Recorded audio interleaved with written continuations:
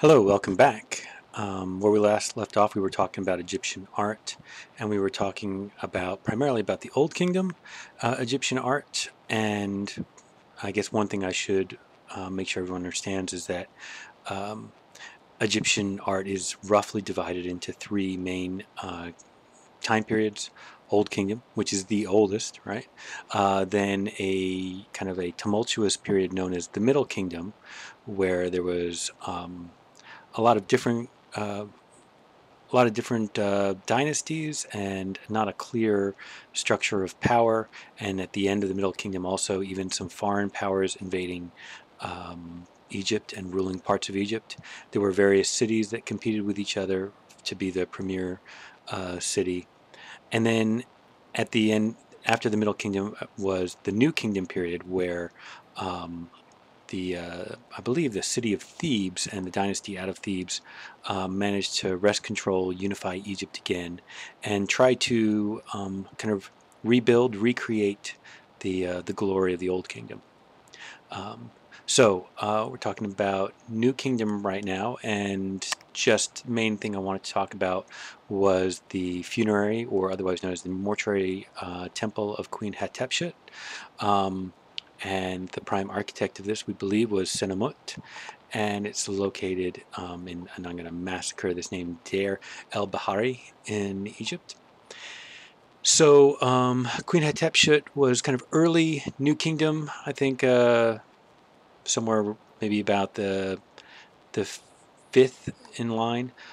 She's kind of an unusual figure in Egyptian history because she was a queen pharaoh, a female pharaoh, um, and a lot of the kind of unusual specifics of this architecture and about what we see of her in ancient Egypt is because of that.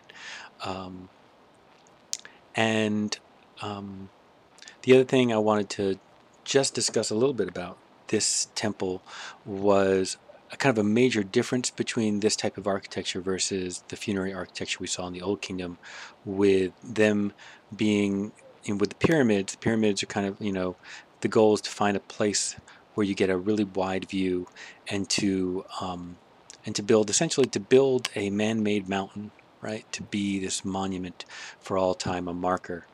Um, the funerary temples um, and the actual burials in New Kingdom were done into cave structures, and so and I think, well, it's maybe a number of reasons. It's hard to say exactly why, but one of the main differences, I think, as to the aesthetic difference between these things, is that with these cave structures, and then these kind of temples built out from the cliff wall, like this one for Queen Hatshepsut, it has this wonderful sense of procession, of having to walk up to it, and this monumentalness on the outside, but then also this wonderful sense of kind of entering a uh, a holy interior space as you go further and further into the cave. Probably an aesthetic experience not that different from the uh, the aesthetic experience of the caves that Paleolithic people explored and decorated. We talked about last unit. So um, the um, after the beginning of the Middle Kingdom, there was this period called the Amarna period. What we need to know primarily is that there was one pharaoh by the name of Akhenaten. He changed his name. He was actually Akhenamen, and then he changed his name to Akhenaten. And what he was doing was trying to change the structure of religion in Egypt with the change of the name. He was trying to glorify a kind of a new deity known as Aten, and try to make that, and Aten is kind of like the sun disk deity. And Aten was, there you go.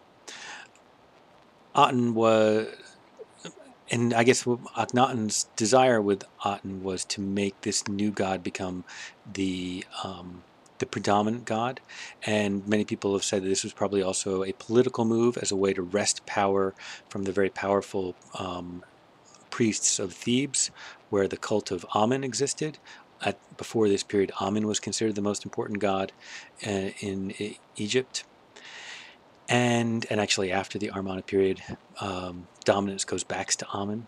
So by Akhenaten kind of choosing his own god and making this personal deity Aten become the premier deity, he's in some ways just trying to control power, trying to bring the power of the priests under his control. But other people have also suggested that in a way this was a form of monotheism, because the religious art of this period really puts emphasis on the one god, Aten. Um, it's not entirely clear whether what Aten was saying was, or what Akhenaten was saying was that Aten is the one and only god, or whether he was saying that Aten is the top, the most important god, and that all other gods are kind of submissive or part of Aten. It's hard to say. That doesn't so, but some people have interpreted it as a kind of like a first flowering of monotheism. But the other thing that happens besides this change in theology was also a change in art and aesthetics. The art becomes much more loose, much more an expression of everyday life, more maybe more kind of a yeah, more about the beauty of living. This particular relief right here has a number of very Amarna period characteristics. Some of the exaggeration of the body, that kind of like, instead of, how in Old Kingdom figures are very kind of static, very rectilinear, very kind of almost built out of square blocks of stone, and these figures are instead, um, they're very curvilinear. They are kind of languid and fluid, and even the anatomy seems different. These figures are wider hipped, both male and female, and people are allowed to have bellies in this art. Everyone in Old Kingdom had perfectly flat uh, abdomens, and also the heads are more rounded and more with a longer tapered back of the head. So there's that difference. But another difference about this particular piece that's interesting is that just the seeing both the king and the queen together, seeing them both taking care of their children. And this particular one that is Akhenaten, and he is kissing one of his children. The children are honestly a little bit odd looking. Um, they just look like very miniature adult people with very large backs of heads. So it's a little bit strange. But um, part of this was because the Amarna period artists were trying things that people hadn't tried before. Were breaking out of the stereotypes and the basic forms that had been used for thousands and thousands of years in Egyptian art. Another famous piece from the Amarna period is this bust of Queen Nefertiti, and we'll talk about this some more in other contexts. We'll talk about it when we get to sculpture. One of the main things I want to um, make sure you pick up about it is there is a sense of lifelikeness to it, and it can be misinterpreted a little bit, because this piece that we're looking at is not, the Egyptians would not have considered a finished piece. What it is actually a study made by artists to then be able to from this, it's kind of like a snapshot, right? They It's made out of limestone, but it's also got clay on top, right?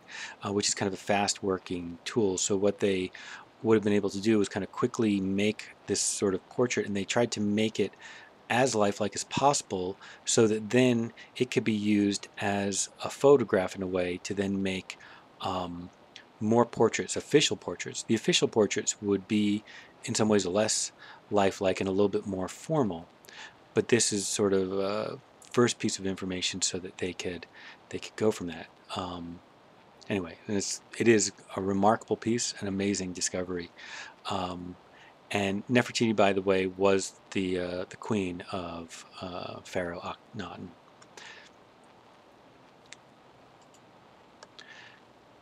Now we're going to make a shift over to ancient Mesopotamia, but that is actually where I am planning on ending the lecture for today.